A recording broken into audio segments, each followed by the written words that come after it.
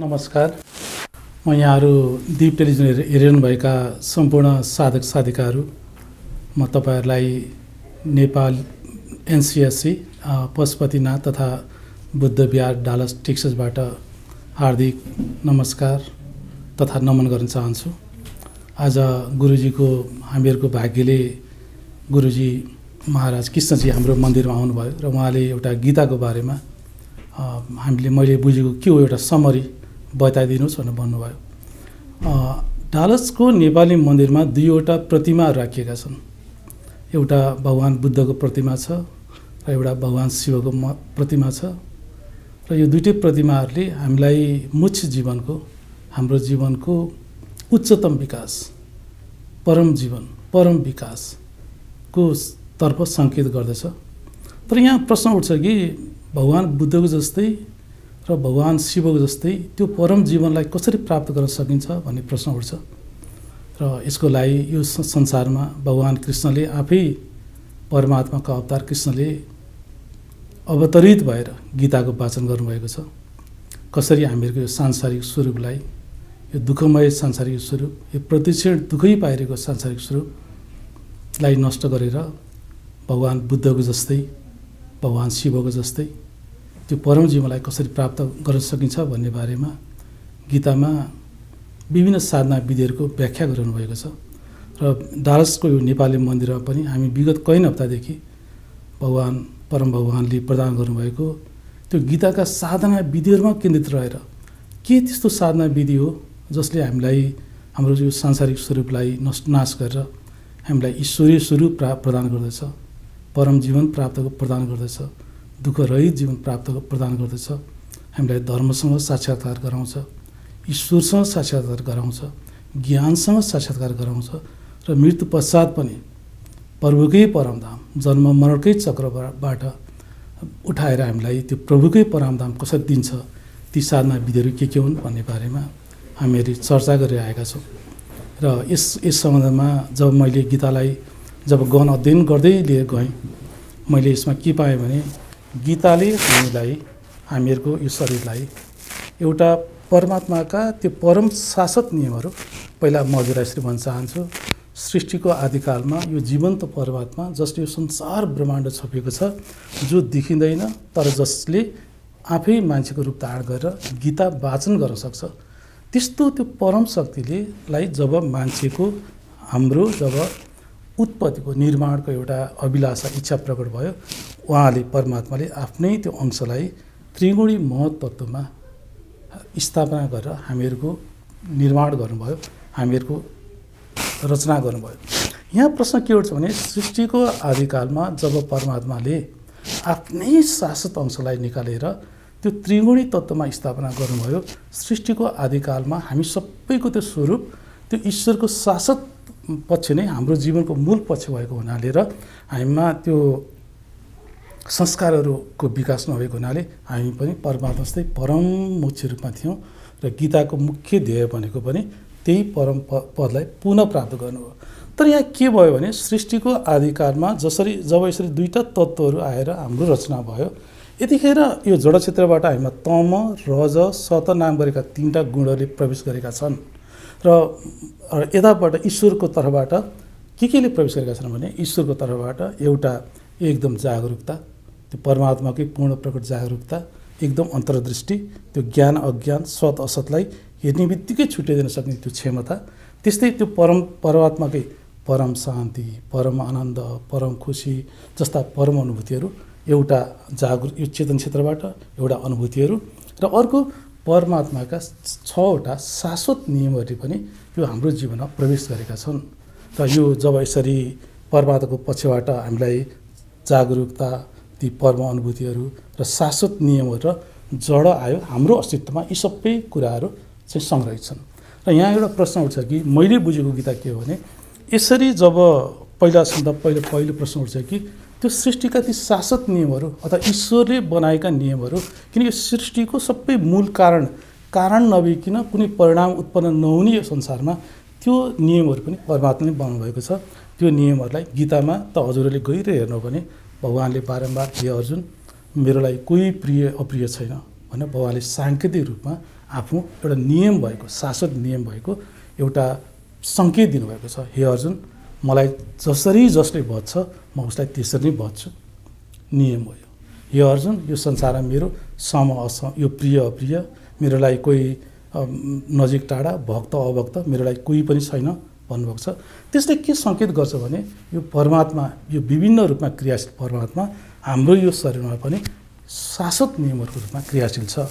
र जब हजुरले गीतालाई गहिरेर अध्ययन गर्दै जानुहुन्छ, हामीले यो शाश्वत नियमकै केन्द्रमा रहेर गीतालाई व्याख्या गर्नुपर्छ। किनभने हामीले शाश्वत नियमकै कारणले गर्दा, यो शाश्वत नियममै हामीले एउटा गलत बीज हालेको कारणले गर्दा, सांसारिक बीज हालेको कारणले गर्दा हामी त्यो ईश्वरीय स्वरूपबाट च्युत हुँदै गएर हामीले सांसारिक स्वरूप अहिले प्रकट भएको छ।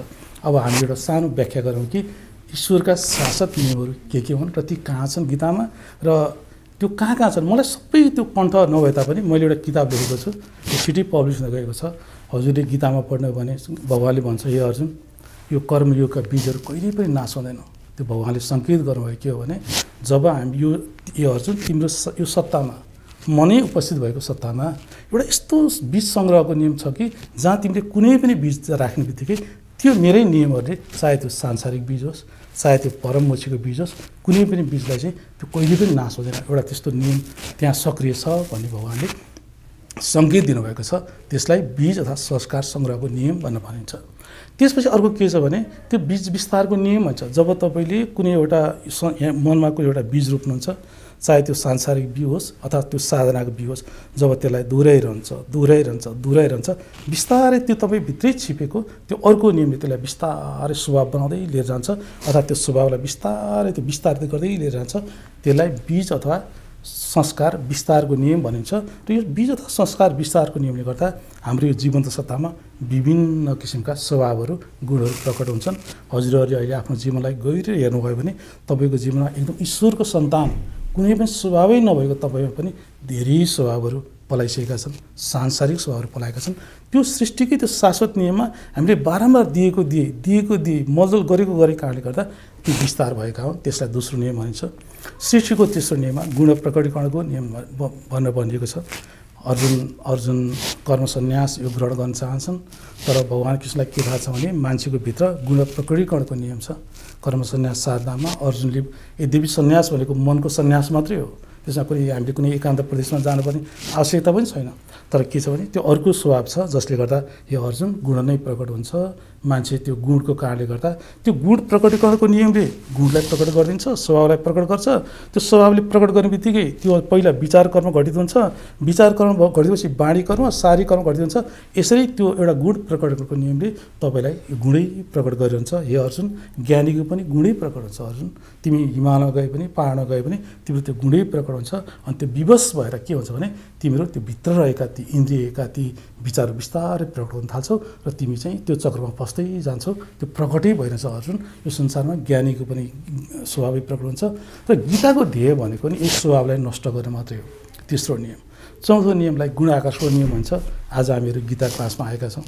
अब हामीहरूको बिचमा जुन मान्छेको गुण आकर्षको नियममा तपाईँमा सतगुण छ भने सतगुण र सतगुणी पुरुषको बिचमा आकर्षण हुन्छ, सतगुणी र तमगुणी मान्छेको बिचमा आकर्षण हुँदैन।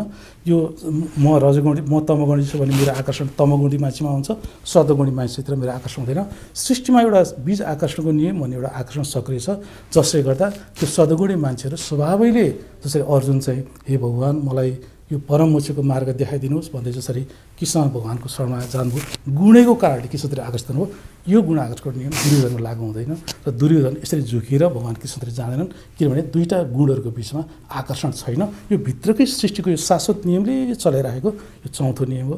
गीताको अर्को नियमलाई कारण कार्य कारणको नियम भन्ने भनिन्छ। र गीतामा सर्वत्र यो व्याख्या गरेको यो नियमलाई कसैले पनि बुझ्न नसक्नु एउटा दुर्भाग्य पनि भएको छ। कारण कार्य कारणको नियम भनेको सृष्टिको परमात्माले बनाउनु भएको त्यो नियम हो, जुन नियममा तपाईँले आफ्नो यो शाश्वत सत्तामा पहिला एउटा बीज हाल्नुहुन्छ। त्यो नियमले पहिला एउटा कारण हुन्छ अनि त्यो परिणाममा परिवर्तन हुन्छ। त्यो नियमले फेरि त्यो बिउलाई त्यो फललाई बिउ बनाउँछ, कारण बनाउँछ र फल उत्पन्न गर्छ। उदाहरणको रूपमा हे अर्जुन, त्यो इन्द्रिय विषयको चिन्तन गर्ने मान्छेहरूको त्यो इन्द्रिय विषयमा आसक्ति हुन्छ। पहिला त्यो इन्द्रिय विषय चिन्तन त्यो कारण हुन्छ, त्यो इन्द्रिय विषयप्रति आसक्ति त्यो फल हुन्छ।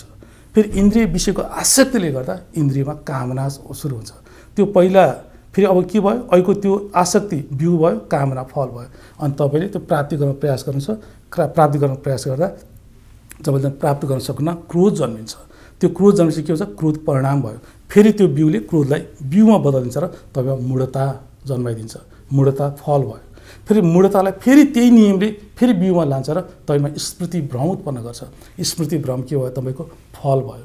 फेरि त्यो स्मृति भ्रमलाई बिउ बनाउँछ फेरि त्यसले, र के गर्छ, तपाईँलाई जीवनबाटै नाश गरिदिन्छ।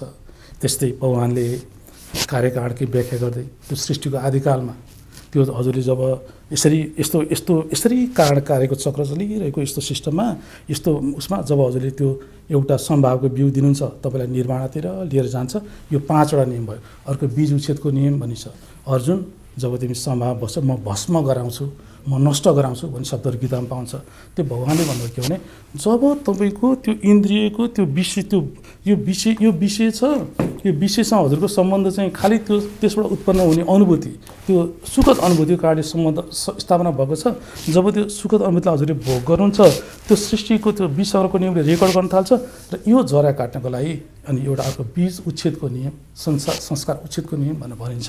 त्यो संसार उच्छेदको नियमले बारम्बार गीतामा भगवान्ले अर्जुन म त्यो नष्ट गर्छु, म भस्म गर्छु, म जरै काटिन्छु भन्नुभएको छ। जब दुईवटा विपरीत स्वभावहरू यसरी त्यो संवेदनालाई यो विषयबाट उत्पन्न हुने त्यो रागपूर्ण देशपूर्ण अनुभूतिलाई भोगिरहने त्यो मनको ठाउँमा तपाईँले एकदम गीतामा भगवान्ले व्याख्या गर्नुभएको सम दुःख सुख हुनेबित्तिकै दुईवटा विपरीत विचारहरूप्रति त्यो एउटा मनको एउटा स्वभाव छ, त्यो भोग्न खोज्छ अटोमेटिकली भन्ने शब्द प्रयोग गरिन्छ। अर्को तपाईँले नभोग्न प्रयास गर्नुभएको छ।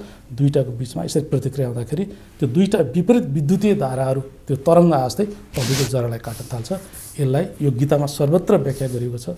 मैले मेरो किताबमा व्याख्या गरेको छु।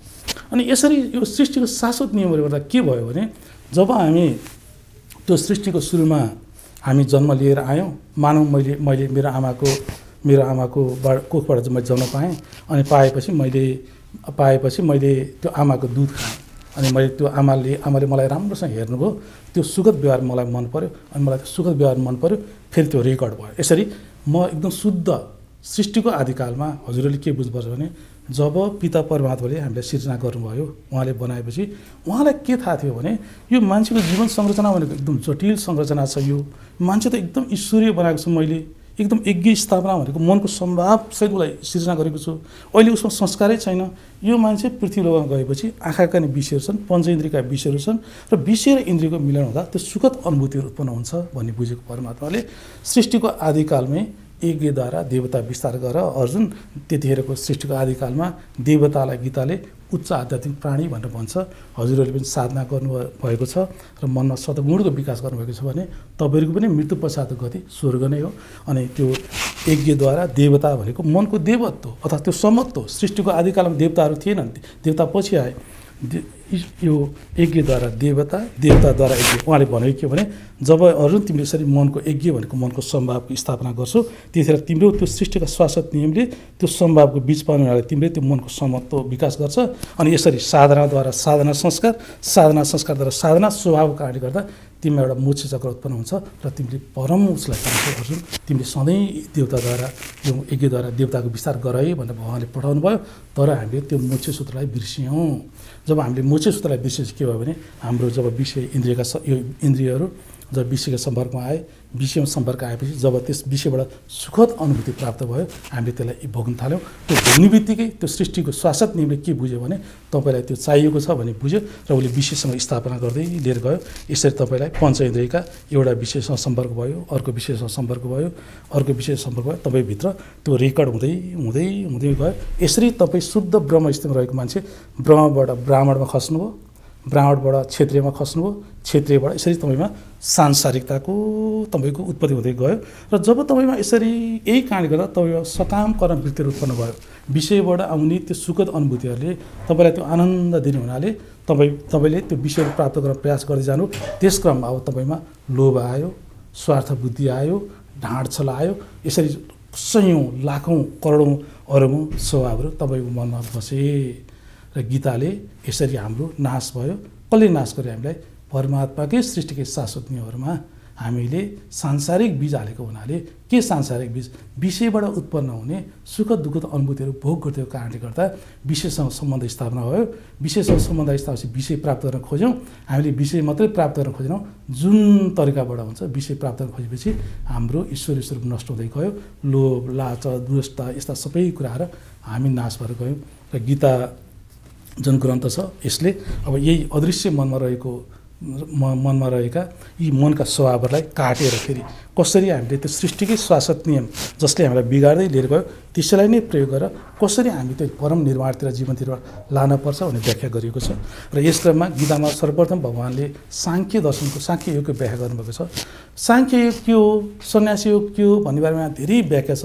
तर गीतामा अध्याय 5 भने भगवानले अर्जुन त्यो गीता अध्याय 2 श्लोक 38 मा भगवानले अर्जुन जय पराजय यो जो लाभ हानिलाई विचार नगरिकन सम्भावी भएर युद्ध गर भन्नुभएको हुनाले जय पराजय लाभ हानिको त्यो त्यसप्रति दृष्टि नदिने बित्तिकै तपाईँमा निष्काम भाव जन्मिन्छ।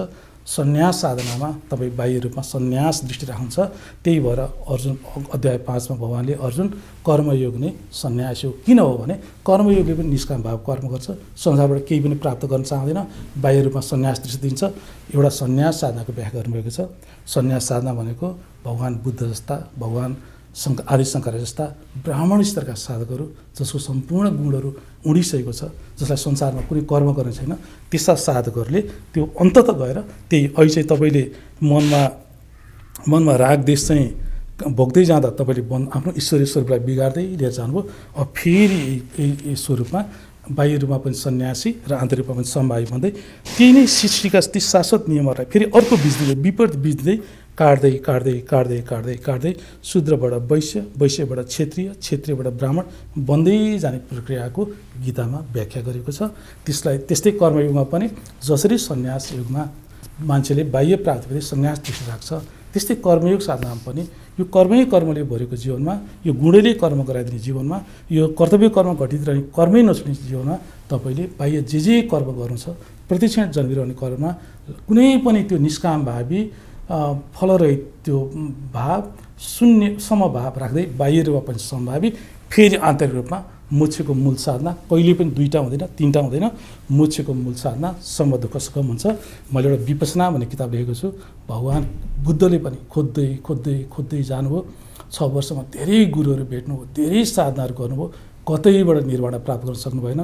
अन्ततः गएर गीतामा भगवानले अध्याय 2 श्लोक 14 श्लोक 15 भन्नुभएको अर्जुन हेर तिमी यत्रो त्यो एकदम तिमी विषयलाई भोगेर यो सोचहरूलाई भोगेर यो राग देशले बेहेल्त भएका छौ, तिमी सम दुःख सुखम भयो भने तिमीले त्यही अमृतलाई प्राप्त गर्दै जान्छौ भनेर भन्नुभएको छ। र गीताको मूल साधना सधैँ सम दुःख सुखम, सधैँ त्यो बाह्य रूपमा जसरी हुन्छ बाह्य रूपमा सन्यासी भनेर पनि सम दुःख सुखम दिने, त्यो आन्तरिक रूपमा पनि त्यो सम दुःखम दिने।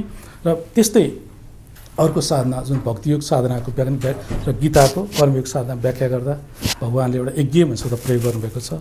त्यो जब हामीले मनमा यज्ञ भाव स्थापना गर्छौँ त्यो यज्ञद्वारा त्यहाँ वर्षा भन्ने शब्द छ। त्यो कारण कार्यको चक्र शुद्ध वेदबाट शुद्ध ईश्वरबाट वेद जन्मियो, वेद कारण थियो, ईश्वर कारण थियो, वेद परिणाम थियो, वेदबाट निष्काम भाव यज्ञहरू जन्मिए। जब हामीले मनमा निष्काम भाव यज्ञहरू राख्छौँ त्यो निष्काम भाव यज्ञले वर्षा भनेको त्यो सृष्टिका स्वास्थ्यलाई दिने बित्तिकै हाम्रै त्यो सम्मतको सम्भावको विकास गर्दै लिएर जान्छ। अनि त्यसबाट अन्न भनेको शुद्ध अन्तस्करण जन्माउँछ र हामीलाई शुद्ध मोक्ष प्राणी दिन्छ भन्ने साधनाको व्याख्या गर्नुभएको छ। त्यसलाई धेरै मान्छेहरूले बुझ्न नसकेर बाह्य रूपमा गीत मोक्ष साधनामा बाह्य केही हुँदैन, मोक्ष साधनामा कहिल्यै बाह्य हुँदैन, केही पनि बाह्य हुँदैन। सबै कुरा तपाईँको त्यो सृष्टिमा रागलाई दिनु भने बन्धन पाउनु हो, देशको बीज दिनु भने बन्धन पाउनु हो, सम दिनु हो भने निर्वाण पाउनु हो। गीताले भनेको व्याख्या यो। हजुरहरूले भक्तियोग साधना हेर्नुभयो पनि भक्ति गुण भएका साधकहरूको लागि एकदम बाह्य रूपमा भक्तिमान हुँदै तपाईँ भक्ति नै भयो भने तपाईँमा फेरि कर्म घटित भइ नै हाल्छ, कर्म छोड्दैन। कर्म गुणले कर्म गराइरहने क्षणमा बाह्य रूपमा एकदम भक्तिभाव त्यो भनेको पनि सम दुःख सुखम हो बाह्य रूपमा, र आन्तरिक रूपमा पनि सम दुःख सुखम हुँदै जानु हो भने निर्वाण प्राप्त हुन्छ भनेर यसरी गीतामा मान्छेलाई एउटा जीवन्त सत्ताको रूपमा व्याख्या गर्दै ईश्वरका नियमहरूको सङ्ग्रह नियममा व्याख्या गर्दै एउटा 3टा मूल साधना विधिको व्याख्या गरेको छ। र वर्तमान समयमा हामीले धेरै साधकहरू निर्माणमा हुन्छ। हामी सबैले के बुझेका छौँ भने 1 अरबमा एउटा मान्छेले निर्माण पाउँछ भनेर भनेको छ। यहाँ प्रश्न उठ्छ किन त 1 अरबमा एउटा मान्छेले निर्माण पाउँछ, किन अरूले पाउँदैन भन्दा किनभने गीतामा जुन मोक्ष साधना विधिको भगवानले व्याख्या गर्नुभएको छ यसलाई हामीले बुझेनौँ, यसलाई गलत व्याख्या गऱ्यौँ, सबैले आफ्नो व्याख्या गऱ्यौँ, साधना व्याख्या भन्दा बौद्धिक व्याख्या गऱ्यौँ।